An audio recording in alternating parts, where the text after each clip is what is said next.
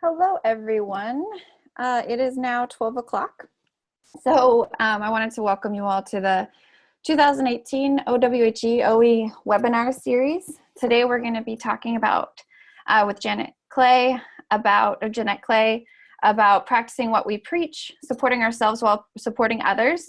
She has some really awesome material to share with us, so I'm really excited to learn from her today. I just wanted to share, again, so I'm Cherise Bunn. I'm the Director of Education for OE for the next year. So I wanted to share with you some OE education opportunities along with webinars, which thank you so much for being part of today. There is an opportunity for you as an OE member or listener to propose a webinar. So we have one webinar a month, and I'm very interested in helping folks with their professional development through presenting webinars, and also being able to share that content with our OE members, which is really awesome. Also, Right for OE, we have an OE blog where we have bi-weekly posts. So every 2 weeks we post something different from OE members. So please participate in that if you'd like to.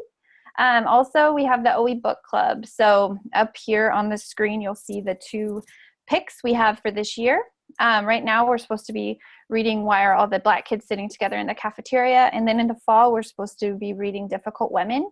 In the next few weeks, I'll actually be working on kind of a reading plan to help people with the reading the book this spring, just to get people going with that. So if you're interested in it, please join us. Also, we have upcoming webinars. So along with today's awesome webinar, in May, we have a webinar about onboarding engagement from day one. On August 16th, we have a webinar From Difficult to Developmental, Reframing Hard Conversations as Growth Opportunities.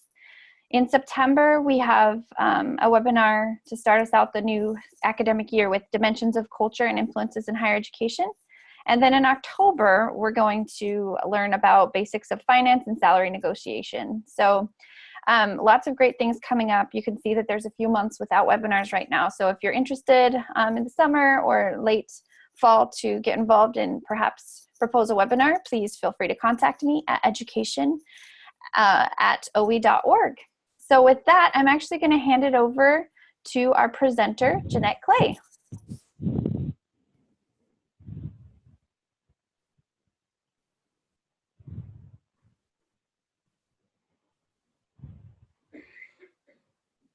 Thank you, Cherise, for that introduction. Can you see my screen? Yes, I can see your screen. Okay, great. So again, thank you for that introduction. I would also like to thank Oregon Women in Higher Education for the work that they do to support all of us working in higher ed. I also thank them for hosting this webinar today and for inviting me to present. I was honored when I was asked to convert my session that I presented at the conference this year from a face-to-face session into a webinar session. So thank you everybody for joining us for this webinar titled Practicing What We Preach, Supporting Ourselves While Supporting Our Students. Today's session outcomes are going to be recognize common obstacles to work-life balance, define compassion fatigue and compassion satisfaction, identify self-care strategies, and finally outline steps for taking action to support ourselves. Although this is a webinar, I hope to have some opportunities for participation as well. The face-to-face session was really quite interactive, and as you know, webinars can be tricky as we're in so many different locations, but I hope we can try. There will be moments where I pause and give you all a chance to chime in and ask questions in the chat bar. However, if you have any questions or comments during the webinar, please feel free to post them. I'll try to answer, or Cherise is also going to help collate those questions for the end. I'm also going to start with a disclaimer. I have a couple of disclaimers actually, but I'll just share one right now. You're likely not going to learn anything new in this presentation. It's more of an opportunity for you to kind of think. There's likely going to be things that make you say, oh yeah, I forgot about that, or oh yeah, I should have been doing that. So I hope you just take an opportunity to take a moment, pause, reflect, and think about how you can take action and make a plan for self-care. So as we get started, go ahead and take a moment to consider your time and your space. Make yourself comfortable, grab your lunch, stand up, sit down, walk around as you want, as you're able. Take a moment to turn off your email, silence your cell phones. This is the gift of focus, but it's also a self-care strategy. Also, if you're able, grab a writing utensil and a piece of scratch paper. This will allow you to take some notes, jot things down during our sharing moments, and if nothing else, it will allow you a chance to doodle, and doodling is totally fine. I'm a tactile learner, so I'm very much into doodling. Okay, so I'm happy that you're with us today. I imagine you're like me, you care about your students, you care about your colleagues, and you also care about your role on your college campus. You also likely have a lot of people outside of your work that you care about as well. And let's not forget about yourself. You care about yourself, and you also care about your self-care and your quality of life. You're in the right place if you want to learn more about compassion fatigue and compassion satisfaction. You want to learn about self-care strategies and create a plan, an action plan. You're in the right place if you serve in a caregiver role in your higher education position, whether that be to students, colleagues, or in a supervisory role or in a peer role. Perhaps you feel alone at times, and you might think that you're the only person in this big world juggling all of these crazy things that life throws at you. Trust me, you are not alone, but I do realize that we may often feel like we are alone. You're also in the right place if you just want to take a break from your busy day at work and you're checking out during a webinar. That's fine and welcome. So first, I'm going to introduce myself by telling you who I am not. I am not a counselor. I am not a mental health practitioner. I am not a physician. I am not a compassion fatigue expert or a work-life balance expert. I am certainly not Wonder Woman. I am not a magician. I'm really here to just generate ideas, thought, and reflection for this community of ours in higher education. We are practitioners that are united, yet we're separated by our location and our institutions and the various roles that we play. So who am I? Again, I'm Jeanette Clay. I work at Clark College. We are a community college in Vancouver, Washington. I do live in Portland, Oregon. In my role here at Clark College, I am the Transitional Studies Learning Communities Manager. I have also recently taken on management of our Work First grant. I'm a team lead. I supervise 6 employees, including 2 student employees who are peer mentors. I'm a collaborator. I work with basic education students, many of whom are at risk and are a vulnerable population. I support them in all types of components while they are at various stages of their academic journey here in higher education. Many of them are working on their GED or high school diploma. Many of them are transitioning into college level classes. Here at Clark College, probably like at your colleges as well, there's a lot of change going on. We're moving towards guided pathways. We have a lot of change with technology and staffing, and change is a constant conversation topic here. I am married, I'm a mother, I have 2 children, a 10-year-old and a 13-year-old. I have 2 cats who are wonderful. They provide animal therapy and love, but yes, they can be needy at times. I was in graduate school on top of everything else. Between 2013 and 2016, I went to Portland State University. I was in their PACE program. And during that time, it was very much survival mode. And very much felt alone at times. During that time, I had a friend and colleague approach me who was also working full-time, also in school part-time, also parenting, and she came to me for insight and advice. I laughed. I was shocked that she came to me of all people, but I was also very honored and I was very touched. She asked me about how I was balancing and managing everything in my life, and I frankly realized that she felt alone and I felt alone, and although I felt ill-equipped to provide an answer, I really realized that that was an opportunity for us to share our situations and our balancing acts. So I decided that, again, we're not alone, but there's opportunities to realize what other folks are doing as well. So that's who I am. And who are you? What are you balancing in your lives and doing in your lives, both at work and personally? So this is an opportunity to grab that piece of scratch paper I mentioned. I'm going to read 10 different comments. And as I read them, please make a tally of the ones that resonate with you or describe you. These are statements that are related to our professional lives, also our personal lives. At the end, you will have an opportunity to share the number of statements that you have identified with. So at the end, you'll be sharing a number between 0 and 10. So first, I provide direct student or staff support during the day. So if that resonates with you, just make a tally. Second one, I practice self-care on a regular basis. I love my crock pot or similar kitchen appliance. I feel like a superhero on occasion. I serve in a caregiver capacity outside of work. I have a community of supporters or at least one friend at work. I am able to turn off when not at work. I commute 30 plus minutes each day. I am a student.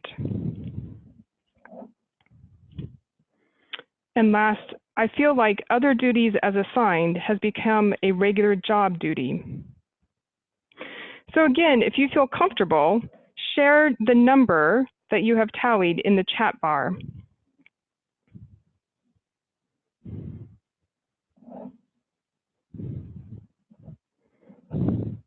All right, thank you, Cherise. Thank you, Brenna. Thank you, Shelley. So as you can see, we've all identified with several pieces here. Thank you, Jess. Thank you, Katie. Thank you, Bevan. Great, thank you. So this is not a time to feel ashamed of what we do. I have to say I love my crock pot. It's nice to come home to a fully cooked meal at the end of the day and be able to spend more quality time with my family.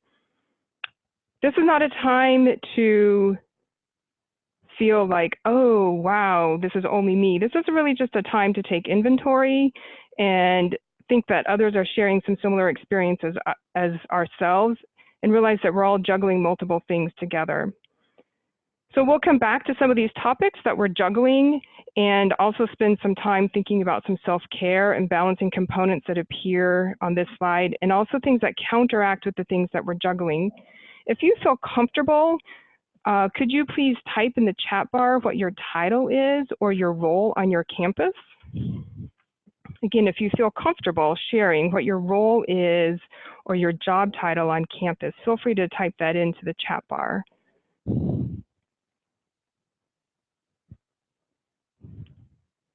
Awesome.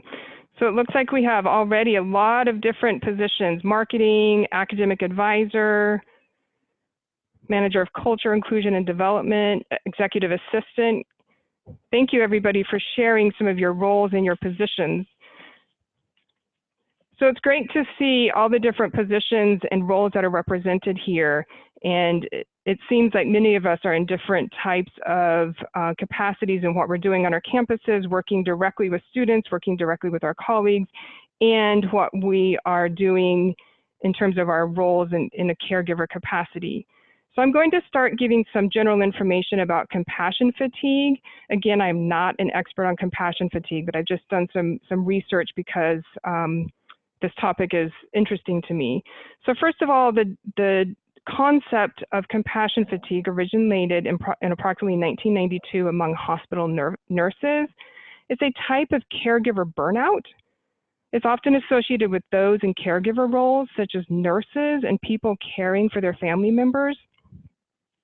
Compassion fatigue is a more user-friendly term for secondary traumatic stress disorder, which is nearly identical to PTSD, post-traumatic stress disorder, except secondary traumatic stress disorder affects those emotionally affected by the trauma of another, so usually a client or a family member.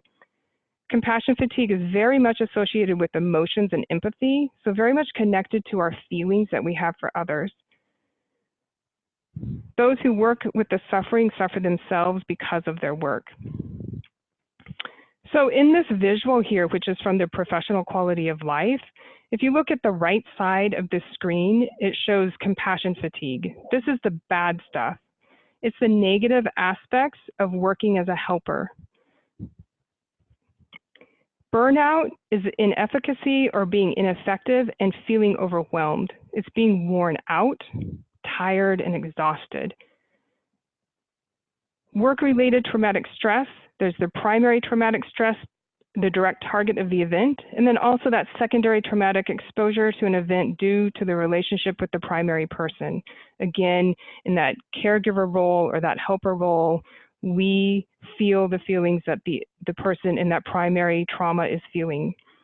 Remember that a certain amount of stress is a good thing for our bodies. Too much stress, as we all know, is not a good thing.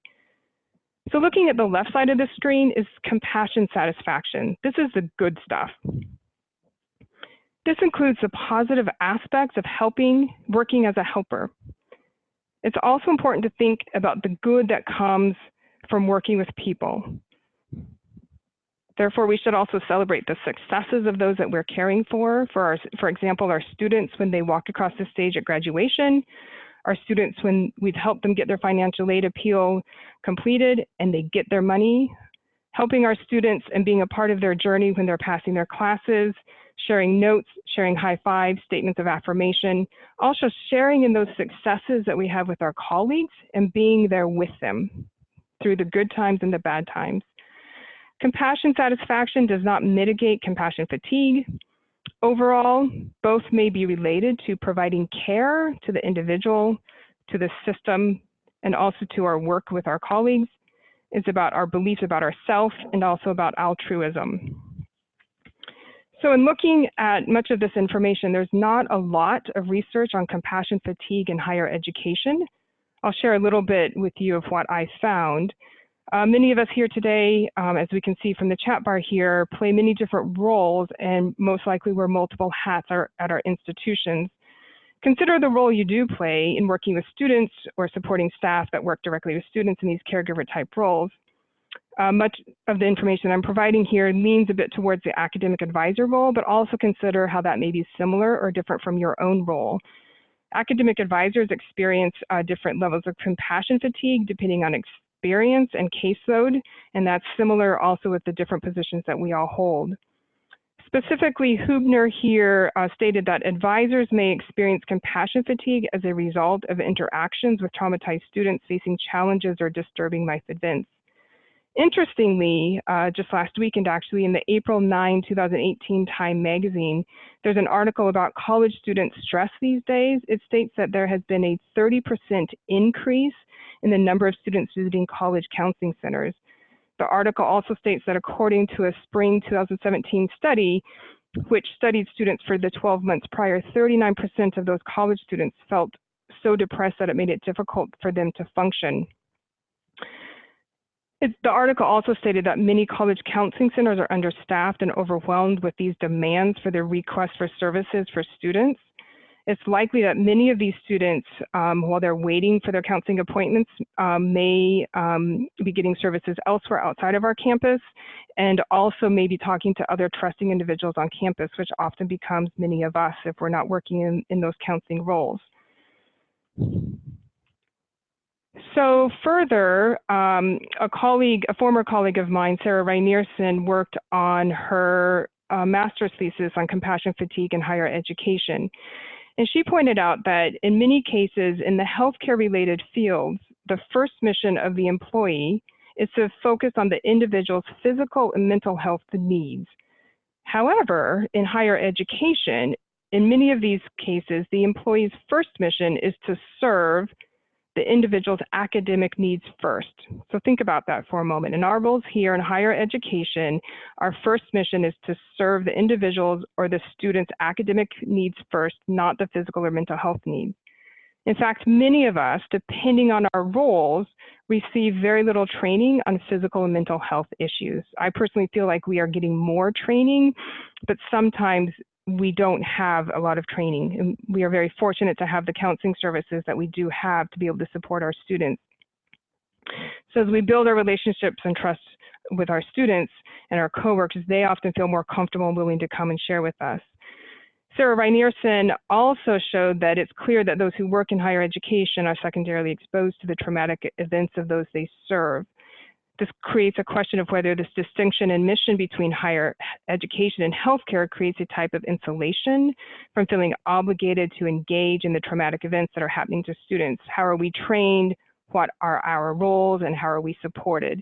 I'd also like to pause for just a moment, and much of this literature talks about a traumatic event or stress, and I'm using that term in a very broad sense. It can be anything from I couldn't get to my class today, I couldn't find my classroom, to much more traumatic components of the mental health spectrum. So further, Reinierson also pointed out that the locations of departments on our campuses can make a difference in the level of compassion fatigue. So for example, she found that employees who worked on campuses with a one-stop shop fashion, where many of those college services for students and many of their colleagues were co-located or located in the same building, those employees had much lower levels of compassion fatigue, rather than the employees who are on campuses with offices in many different parts of the college campus where they have to walk to many places. Those employees tend to have higher levels of compassion fatigue. As stated earlier, in terms of compassion fatigue and compassion satisfaction, there are difficult days with students, difficult days with colleagues, just difficult days in general. And we should always consider that individual level, our colleagues, and also the system.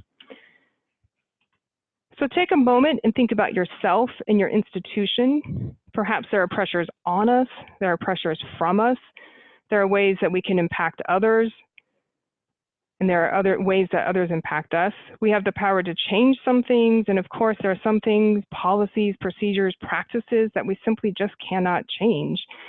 And let's not forget about the pressures and expectations that are happening outside of our professional lives.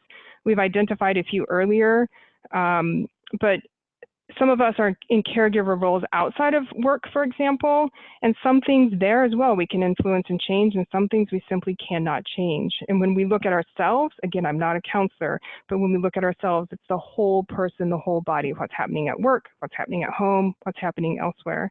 Perhaps what I'm saying is that there may be many ways. There's always going to be compassion fatigue likely in many caregiver roles, and we hope we can manage it better with better self-care and get to a place of better balance in our busy lives. So how do we do that? So I've talked briefly about compassion fatigue and compassion satisfaction, very briefly. And how does one strategize to care for themselves as a caregiver? So how do we care for ourselves in our work in higher education? This includes caring for yourself during the difficult workday, but also, most importantly, afterwards. And also, how do we care for ourselves with that ongoing self-care? So if you feel comfortable typing into the chat box, if you would like to share a self-care strategy that you're aware of, please feel free to share with the members on today's webinar. Yes, take a walk. I love it. And today's a beautiful sunny day in Vancouver. Nice day for a walk. Getting fresh air is great. Using vacation days, very good. Thank you. Oh yes, thank you, Joe. Breathe deeply. So I'm going to share a few as well. Mindfulness meditation, thank you. Sufficient sleep, absolutely. Yes, thank you. So I'm going to share a few that came up as I was doing some of this reading, and they may have already been captured on what you said. And I appreciate what you've just written, Kaylin, about brain dumping. You write everything down in your head and then you can turn off. Great, to be able to turn off as well. Taking work email off your phone, great. So there might be more ideas coming in. I'll share a few things that have come up. As I said at the beginning, you likely won't learn anything new, but maybe these will just be some reminders. So creativity, this includes being creative at work and outside of work. So I personally love craft projects, and those ongoing craft projects are a great release for some people. Goals. Creating those meaningful goal-directed behaviors, again, having long-term goals and short-term goals. Those shorter-term goals can also become like a stepping stone. One little step leads to a larger leap. They're smaller and attainable, and yes, we should celebrate those smaller achievements as well. Having a positive response to stress. Yes, sometimes this is easier said than done, but we may not be able to manage our stressful situations. They're going to come up. Sometimes we can prepare for them and sometimes we can't. But we can do our best to control our reactions and trying to respond to something in a different way. And if we don't respond in a positive way, trying to reflect on that situation and prepare ourselves better for that next time. Accepting where you are on your path. We are all at different journeys in our professional and our personal and our self-care strategies. Looking at where you are and identifying that, accepting it, being okay with it, thinking about where you want to be, how you can progress, how you can move forward, or being at peace with where you are. I think that's okay. So further is the social support system or community mapping. So as I was reading, there's a lot of research that shows more people feel attached to their coworkers, and the more they rely on their coworkers for social support resources, the greater the chance to decrease burnout. I think it's great to have that professional support, that social support. It's nice to have a safe place where if you need to vent, you can just go to somebody's office, you can talk, you can ask them for a walk. Even if you agree to not talk about work issues, still to have those connections can be very, very healthy. Building that community map of that, who are your people that can support us at work and outside of work? Again, building that trust and that support system. It's that two-way system. We encourage them and they encourage us. And some of the research is showing that, and likely many of you know this, when we are supporting other people, it's actually boosting our own self-esteem, which is, again, a healthy component for us. And, you know, it's also safe and okay to let people around us know when we're feeling low and challenged, and allowing our community of supporters to really be there with us to support each other when we're down and also when we're feeling good.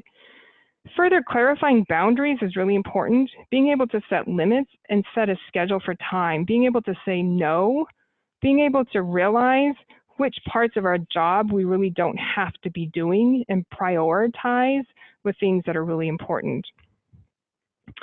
You know, it's okay to say, I need to think about it and get back to you, rather than feeling like we're being pressured into saying, yes, I'll do that, or no, I won't do that.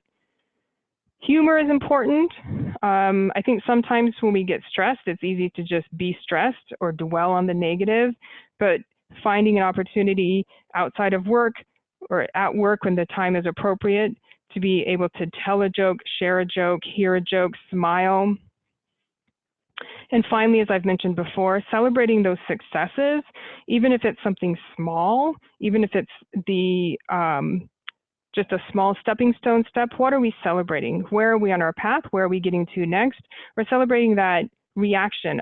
I reacted better to this stressful situation than the last one, or I handled myself better when I was helping a student in a stressful situation. Recognizing even the smallest things, I feel, is very important. So this is a nice kind of thought about self-care. Self-care is not selfish or self-indulgent. We cannot nurture others from a dry well. We need to take care of our own needs first, then can give from our surplus, our abundance.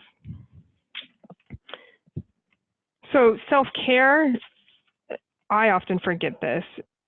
It needs to be ongoing. It's not best for us to practice self-care only when we are stressed out or having a bad day. Of course, it's important during these times, but that ongoing self-care is crucial for our long-term mental health and our overall well-being. So here's a couple of scenarios that I've kind of shared with some people that are, you know, that may come up in our situations, in our roles as we're working on campus. So how would we perhaps support our student or our colleague, and then how would we also support ourselves, like during and after this situation? And really kind of thinking again about some of those components, you know, supporting that student, knowing those resources on campus, can help better prepare us when we are in that situation and helping the student. The second one, for example, when we have a colleague, knowing some of those pieces to help support that colleague, knowing our barriers, and also being able to refer them to resources such as our professional development programs or our college's EAP, Employee Assistance Program. So these are some resources that I found that I'm excited to share with you. Of course, the resources list could be many, many slides long.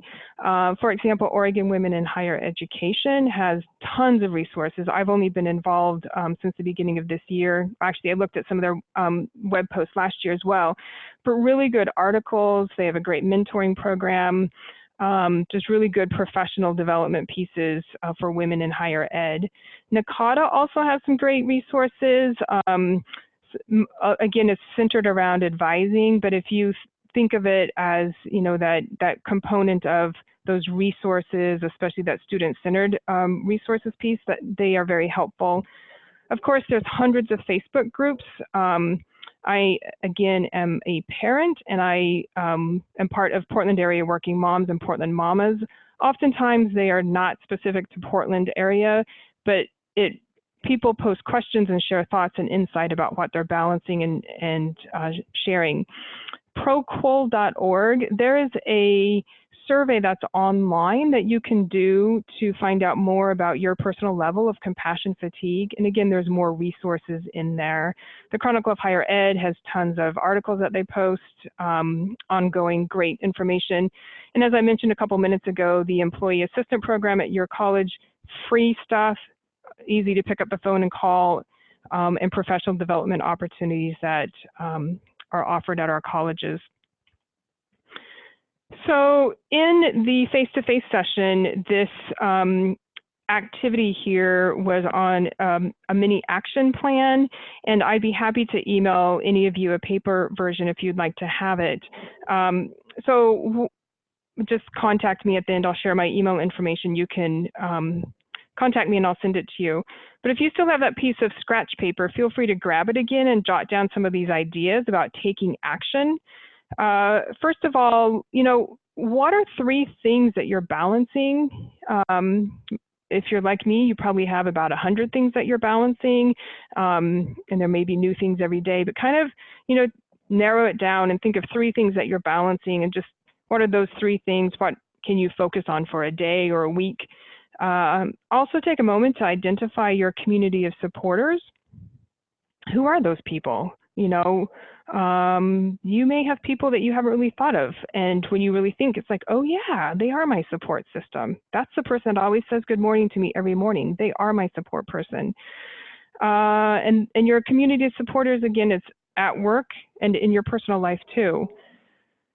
So our goals, our long-term goals and our short-term goals, you know, where are we? What are the goals?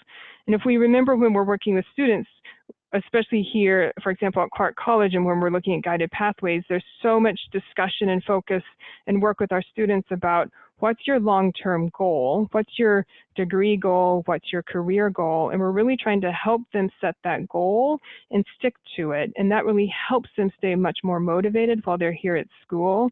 It's the same thing for us. What are our goals, and how can we, once we identify those goals, be motivated to stick on that path to reach those goals? So, you know, identifying how you can create your boundaries, you know, what can you let go of? What can you say no to?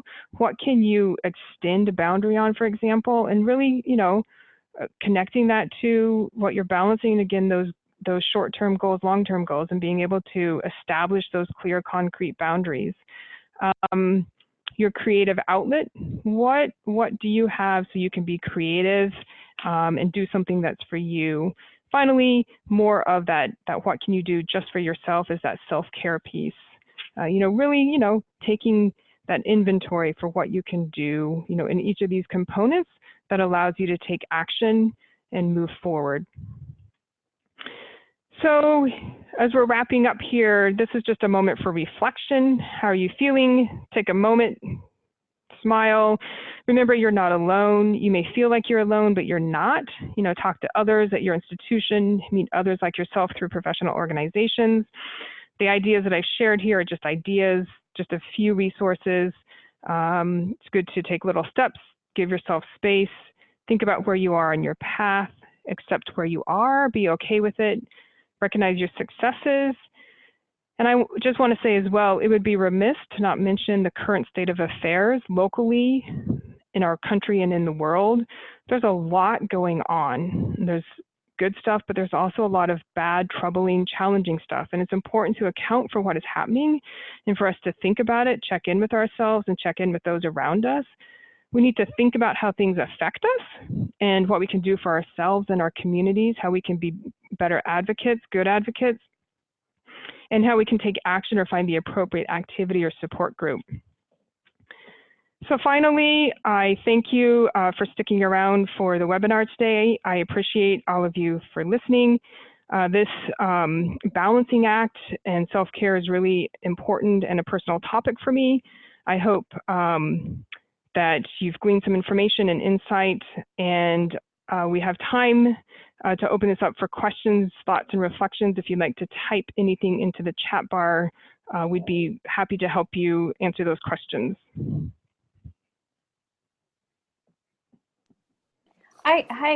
So this is Sharice again. So I have a question. Like, I guess I feel like in general, like you said, it's not like we're going to learn anything new or whatever, but like, so we know this stuff, right? Like, so we do know what it takes to take care of ourselves. And yet, at least for myself, I realize that like, I don't always do it, or I get really focused on the next step in my career, or like how I'm going to reach those goals that I'm thinking about. And so I do tend to get overwhelmed, or I'm also empathetic. So sometimes, you know, those situations, financial situations with students do get to me. And so, I mean, I struggle a lot with that on occasion. Like how do you, how do you find that balance or something when it is that maybe particularly stressful time of the year when it just seems like everything's piling up? So those weeks of those super stressful things, like what do you do? Yeah, great question. And it's hard. And like I said at the beginning, I'm not an expert, and so I think, what do I do? Sometimes I literally just have to pause and remind myself, this is just a moment. It's, you know, and that moment might be 10 minutes. It might be 3 weeks when the registration cycle is going on, for example. And I think reminding myself and giving myself grace and space to realize that it's difficult and there is an end, or we usually think that there's an end, right? And so just that reminder, and I often say I am in survival mode right now, you know, like trying to get through. When I was in graduate school and taking care of my kids and getting to work, it was survival mode. Really, you know, one more bagel and cream cheese, you know, like it was not fancy meals for me. It was just that basic getting through. And I think promising ourselves that there will be a moment when this is over and we can recenter and regroup. Again, I'm not a counselor, so that's just my personal take of how I do that. No, thanks. I appreciate that. I feel like that's, I'm in that situation. It seems like all too often, you know, like, yes. And I can preach about the whole, like, oh, this is how you take care of yourself. So I'm really good at giving advice, but I feel like sometimes I don't practice it myself. So. Right. I think many of us are probably like that. We're very good about saying it and then pausing and like, wait, I've said that 10 times today, but I haven't done that. So I think it's finding those ways to remind ourselves to remember to do it for ourselves as well.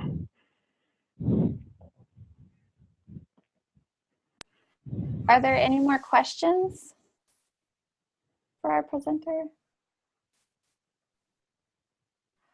Well, I just wanted to take this time. Thank you so much, Jeanette, for this. This was, I don't know, it's a really good reminder, I think, for all of us, and especially since, I mean, I know for myself, this spring has been particularly busy, but thank you so much. This webinar will be available for all of you to share. I will be sending out an email to all the people who registered later this week, and you can feel free to share this. Anyway, thank you once again. Great. Thank you, everybody, and have a great day. Enjoy the sun. Thank you. Bye.